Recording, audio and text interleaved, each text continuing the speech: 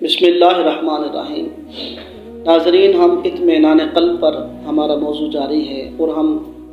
چوتھا حصہ بیان کر رہے ہیں۔ اطمینان قلب کو پیدا کرنے کی ایک وجہ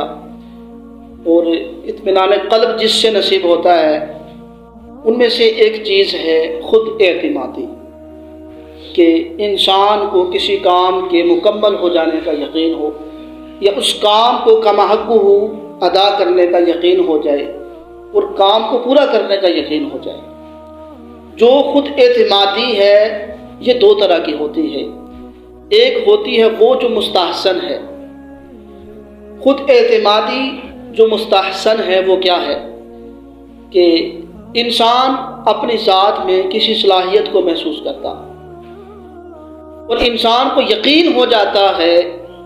کہ بندے کو اس میں کامیابی ملے گی، مجھے اس کام کے اندر کامیابی ہی ملے گی، اور وہ خود کو فضیلت نہیں دے رہا بلکہ وہ اس صلاحیت کے پیدا کرنے والے پر امید رکھتا ہے۔ تو اگر اس طرح وہ خود اعتمادی اس کے اندر ہے تو یہ خود اعتمادی مستحسن ہے۔ اب دوسری جو خود اعتمادی ہے جس کے بارے میں بزرگوں نے کہا ہے کہ جس نے اپنے آپ پر اعتماد کیا اس نے بہت بڑے جھوٹے پر اعتماد کیا۔ تو انسان کو صرف اپنی ذات پر بھروسہ کر لینا کہ یہ قبیح ہے، یہ اس وجہ سے قبیح ہو جاتی ہے کیونکہ انسان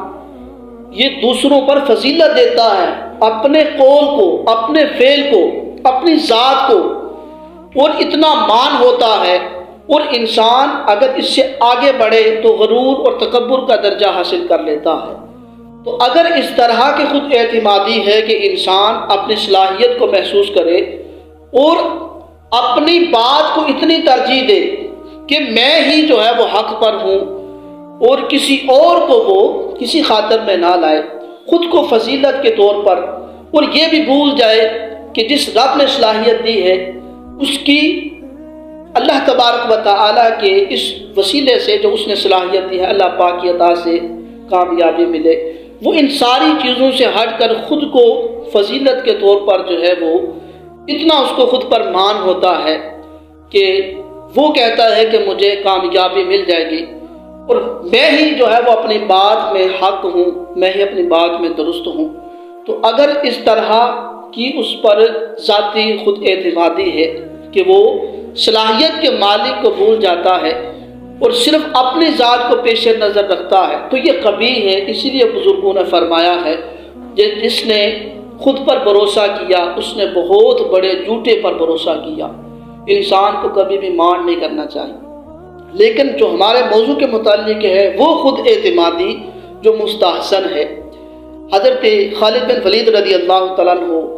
یہ وہ صحابی رسول ہیں جنہوں نے سب سے زیادہ جنگیں لڑی ہیں اور ہر جنگ کے اندر اللہ پاک نے ان کو نصرت اور فتح عطا فرمائی، اسلام کو غلبہ ملا، اسلام کو وسعت ملی، کئی علاقے، کئی شہر، کئی ملک اللہ پاک نے ان کے ذریعے سے اسلام کو عطا فرمائے ہیں۔ اور آپ سے کسی نے پوچھا تھا کہ اے خالد بن ولید تم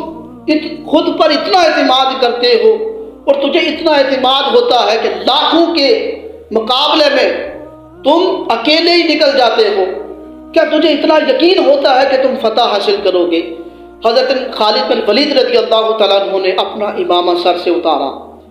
اور آپ نے اس امامے میں سے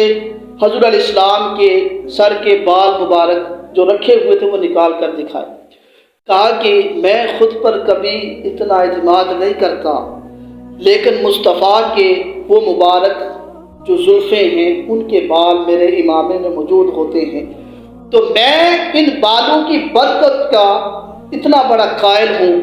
کہ میں اگر یہ امامہ جس کے اندر میں نے حضور علیہ السلام کی زلف کے بال رکھے ہیں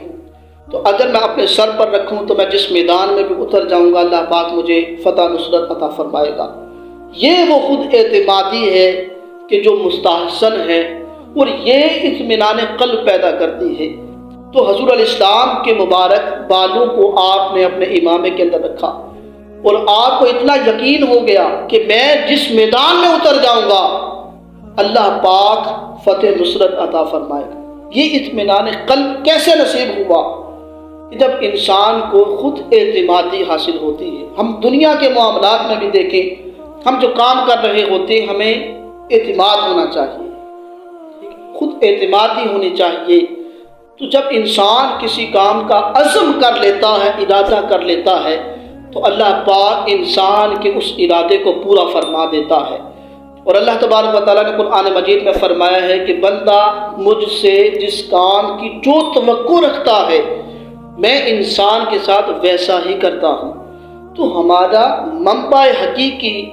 اور ملجا وہ اللہ تبارک و تعالیٰ کی ذات ہے۔ ہم کسی بھی میدان میں اتر جائیں اور یقین اتنا ہو کہ جیسے خالد بن ولید رضی اللہ تعالیٰ عنہ کہ وہ لاکھوں کے لشکر میں کود جاتے تھے اور اللہ پاک ان کو فتح نصرت عطا فرماتا ہے۔ تو اس طرح جو ہے خود اعتمادی سے بھی اطمینان قلب حاصل ہوتا ہے۔ اللہ تبارک و تعالیٰ کی توفیق۔